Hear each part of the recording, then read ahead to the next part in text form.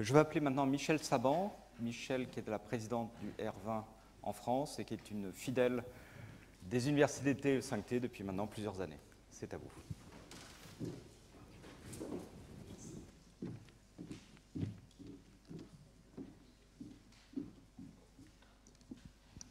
Bonjour à tous, bonjour Myriam que je n'ai pas eu le temps de saluer tout à l'heure et encore bravo pour cette organisation.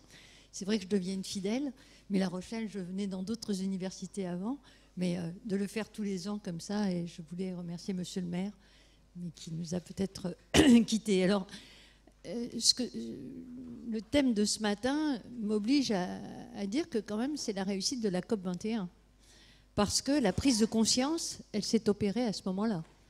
Elle s'est mise en place parce que les uns et les autres, nous avons pris des mesures, et notamment au niveau des territoires. Et merci à la vice-présidente de la région Aquitaine d'avoir développé, comme elle a développé, ce sujet sur sa région. Et nous savons combien les territoires, et Emmanuelle Cos, qui est présente parmi nous, qui est une fidèle également, sait combien au niveau des régions on s'est mobilisé en amont de la COP21 pour pouvoir mettre en place les fameux plans climat.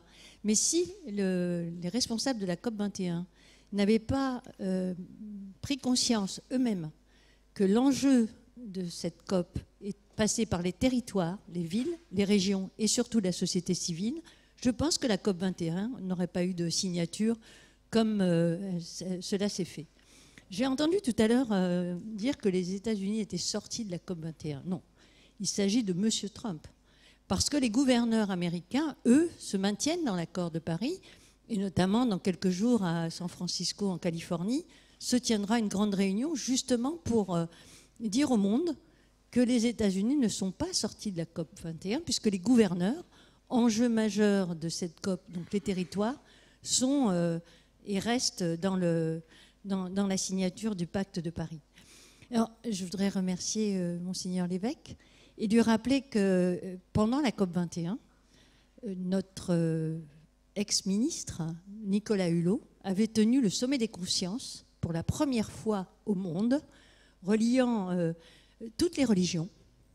Mais vraiment, ça a été un moment très fort et Marc Tessidorfeuille qui est là était là puisqu'il nous avait aidé à le monter, puisqu'il a fallu faire ça assez vite. Et le message du pape a été très entendu et assez fort.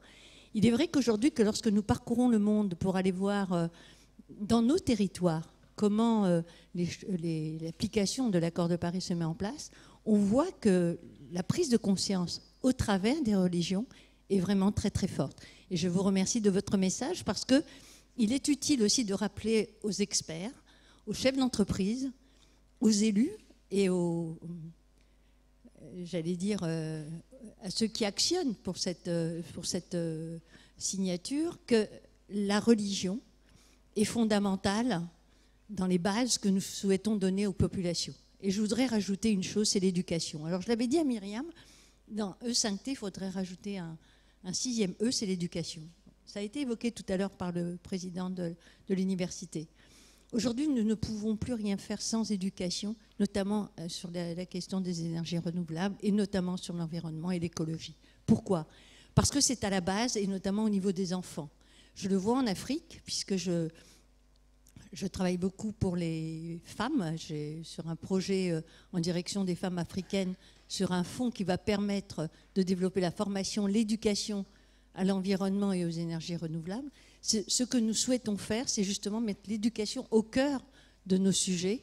Et comment mettre cela au cœur du sujet prioritaire, de nos sujets prioritaires, si l'éducation n'est pas au cœur de nos actions.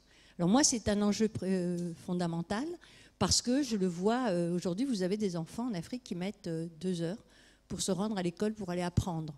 Et comment apprendre si vous avez autant de temps de passer dans la brousse, dans la campagne pour aller étudier. Donc nous avons avec plusieurs de nos partenaires, certains sont là d'ailleurs, et Akio Énergie avec lequel nous travaillons énormément, c'est de faire en sorte d'amener l'école dans les villages, d'amener l'école au plus près des populations. Et c'est là l'enjeu de la prise de conscience. Elle n'est pas simplement sur le fait de dire oui, j'ai pris conscience qu'il se passait quelque chose. C'est vrai, il se passe quelque chose, on l'a vu encore cet été, mais il y a aussi une prise de conscience à prendre sur l'enjeu et comment faire pour que les enfants de demain ne subissent pas ce que nous-mêmes, nous n'avons pas su faire au moment où il fallait le faire. Alors, j'ai entendu des dates tout à l'heure, 14 ans, 20 ans. Je crois que l'urgence, elle est très forte. Et je ne peux pas terminer mon propos sans penser, sans vous dire qu'il s'est quand même passé quelque chose hier. Au-delà de la personnalité de Nicolas Hulot, que nous aimons beaucoup, mais c'est aussi l'échec d'un enjeu politique fort sur ces questions d'énergie renouvelable. C'est qu'on ne nous a pas entendus. Nous sommes entre nous là pour en parler. Nous en parlons dehors. Nous œuvrons dans nos différentes institutions, fondations, écoles, collèges. Nous étions en Chine avec Pauline à Guyang. Nous serons en Tunisie demain chez nos amis tunisiens. Mais il s'est passé quelque chose de grave hier. C'est que nous ne sommes pas entendus. Et ce n'est pas une question de financement simplement. C'est une question de volonté politique. Et on sait qu'on s'est battus les uns et les autres pour pouvoir faire avancer ça au moment de la COP21. Et j'ai l'impression d'un retour en arrière. Alors, nous allons être dépassés par la Chine sur cette prise de conscience, parce qu'il y a des choses qui se passent. Myriam l'a évoqué tout à l'heure. Nous allons être dépassés aussi par les pays qui ont pris,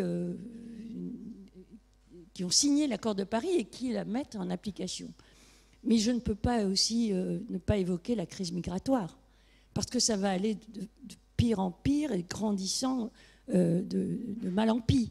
Parce que ce n'est pas simplement les hommes et les femmes qui arrivent, au contraire, c'est une richesse pour nous. Mais c'est que nous ne prenons pas la mesure des conséquences pour demain. Voilà, je donne mon temps de parole restant à celui qui viendra derrière moi.